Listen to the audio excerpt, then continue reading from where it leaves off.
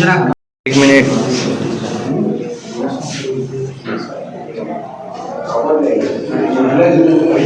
मेहंदी दिखाई, मेहंदी।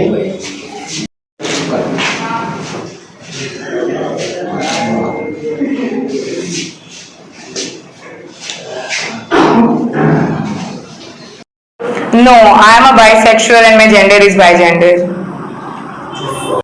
पूछे जाते हैं कि आप अपने सेक्सुअल डिमांड के लिए क्या करेंगी, तो उन सबको आप क्या जवाब देती हैं?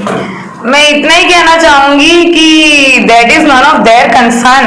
एंड सबसे बड़ी चीज मैं एक चीज बोलना चाहूंगी जो कि सबको पता है, साइंटिफिकली फैक्ट है, majority of women does not even know what an orgasm is. तो हेटेरोसेक्सुअल मैरिज में आदमी क्या कर रहे हैं, तो मैं खुद को पूरी तरीके से समझती हूँ and it is none of their concern कि मैं खुद की सेक्सुअल नीड कैसे पूरी करूंगी।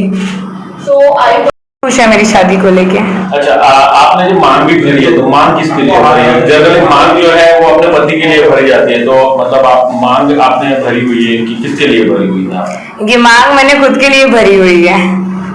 मुझे किसी और के लिए, सबसे ज्यादा जब जेंडर इक्वेलिटी की बात करते हैं, शादी के बाद ही तुरंत लड़की का सरनेम चेंज हो जाता है, जेंडर वहीं खत्म हो जाता है। जेंडर इक्वेलिटी की बात जब वो सिंदूर लगाती है, मंगलसूत्र पहनती है और अपने माँ बाप का घर छोड़ती है, तो वहां पे जेंडर इक्वेलिटी वहीं के वहीं खत्म हो जाती है।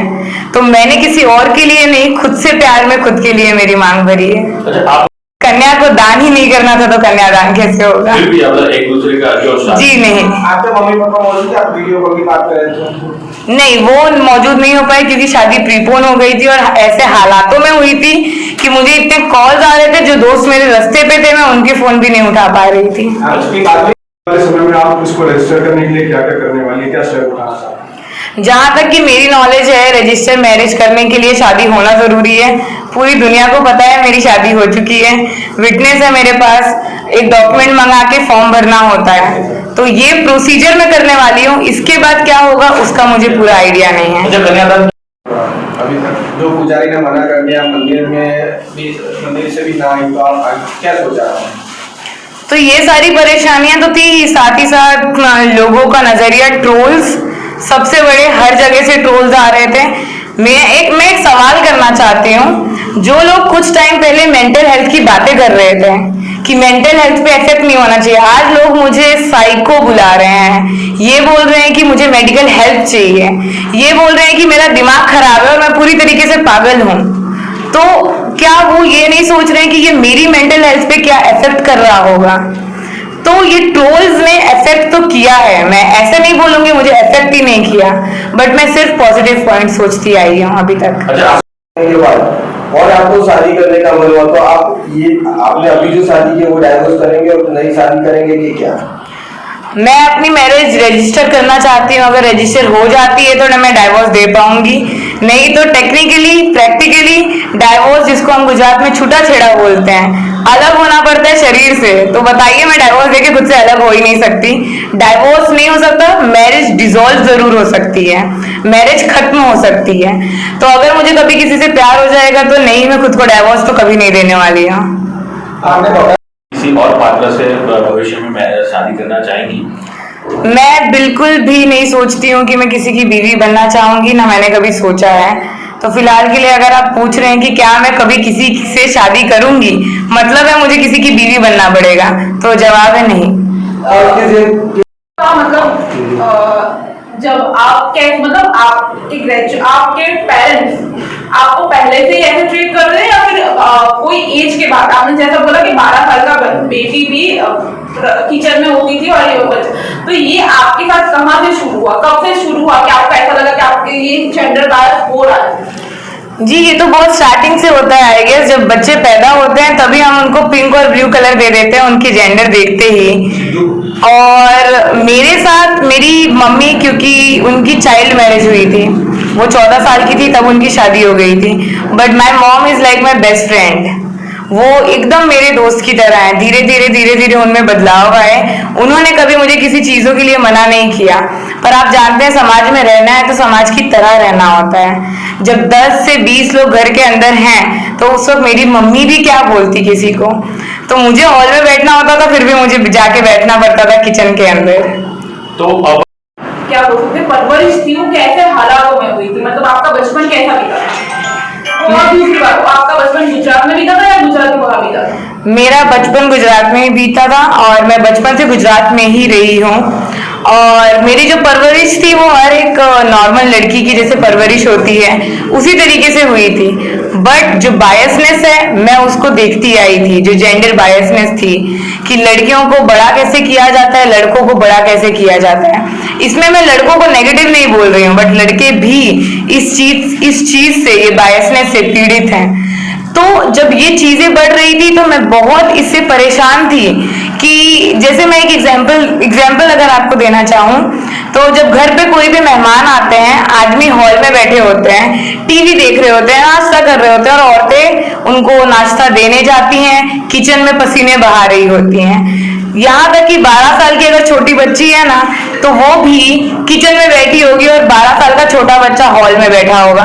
सब घरों में मैं मानती हूँ ये चीज नहीं होती होगी, बट मेजोरिटी ऑफ घरों में एटलीस्ट मेरा बचपन ऐसे बीता है।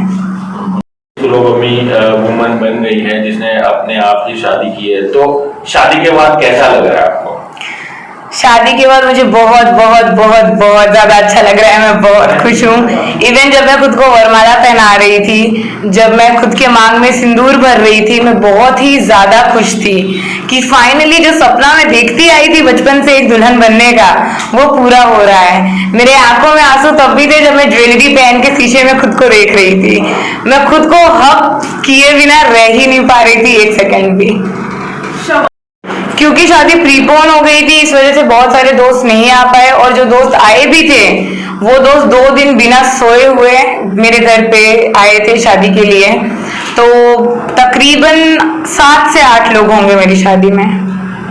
लिए मतलब अपने आप ही कैसे थोड़ा सा डिस्क्राइब करते हैं कि पूरे दुनिया के लिए ये एक कंसेप्ट नया है, तो आपने कैसे शादी की थोड़ा सा डिस्क्राइब कीजिए। जी मैंने शुरुआत किया शादी की लक्ष्मी जी और गणेश जी की पूजा करके, उनकी आरती करके।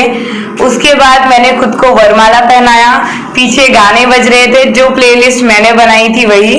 और उसके बाद हवन कुंड जलाया हमने, मेरे दोस्तों ने मेरी बहुत मदद की उसमें सारी डेकोरेशन करने में। उसके बाद मंत्र चल रहे थे, मैं बैठी थी, हम भगवान के सामने हाथ जोड़ के बैठे थे। फिर हमने सिंदूर की और मंगलसूत्र की रस्म की और उसके बाद मैंने मेरे फेरे लिए। हर एक फेरे के साथ जो 7 वचन मैंने मेरे खुद के लिए लिखे थे वो वचन मैं बोलती जा रही थी। मेरे दोस्तों ने मेरे ऊपर फूल फेंके और साथ में हमने गरबे किए, हमने डांस किए और बहुत ही ज्यादा मजा किया शादी में। ब्लूटूथ स्पीकर पे हमने मंत्र लगाए थे जो शादी के मंत्र होते हैं और शादी खत्म होने के बाद नवकार मंत्र लगाए थे। अच्छा, पंडित जी बिना कैसे आपकी शादी कैसे हुई और कब हुई ये बताइए। ये शादी मेरी कल हुई, कल शाम को 5 बजे शुरू हुई थी शादी और बिना पंडित और बिना किसी और के, ये पूरी टेक शादी थी। तो ब्लूटूथ स्पीकर पे हमने मंत्र लगाए थे, ब्लूटूथ स्पीकर पे हमने सब कुछ लगाए थे और ब्लूटूथ स्पीकर पे ही के वजह से ही हमने उसके थ्रू ही हमने शादी की थी, मैंने शादी की थी। मतलब को क्या हुआ, बहन को क्या हुआ ये बताना चाहेंगे आप? जी, जो पुजारी थे उन्होंने जब न्यूज इतनी बड़ी हो गई, पॉलिटिक्स बीच में आ गई, तो उन्होंने बैक ऑफ कर लिया। उन्होंने ये कहा कि हम ये शादी नहीं करा पाएंगे बिकॉज हम ये वाद विवाद का हिस्सा नहीं बनना चाहते हैं। उसके अलावा जो वेन्यू था, जब सुनीता जी ने कहा कि यहाँ पे शादी नहीं हो सकती है तो मंदिर के पंडित जी ने भी वेन्यू के लिए मना कर दिया, तो मैं वहाँ शादी नहीं कर पाई। शादी अपने साथ करने वाली थी, ऐसा क्या हुआ कि आपको 2 दिन पहले ही शादी करनी पड़ी? बिकॉज 11 तारीख को शादी करते करते बहुत सारे चैलेंजेस आ चुके थे मेरे पास तक, जिसमें से मैं कहूँगी कुछ चैलेंजेस ऐसे थे कि नौबत आ गई थी कि मुझे मेरा घर खाली करना पड़ता। मेरे पास से पंडित चला गया था, पंडित जी ने मना कर दिया था। शादी की वेन्यू चली गई थी, तो मुझे बहुत डाउट था कि शांतिपूर्वक मेरी शादी 11 तारीख को हो पाएगी या नहीं। ये रीजन था और मैं मेरी शादी को लेके बहुत एक्साइटेड थी, मैं चाहती थी शांति से हो, तो मैंने मेरी शादी प्रीपोन कर दी। तो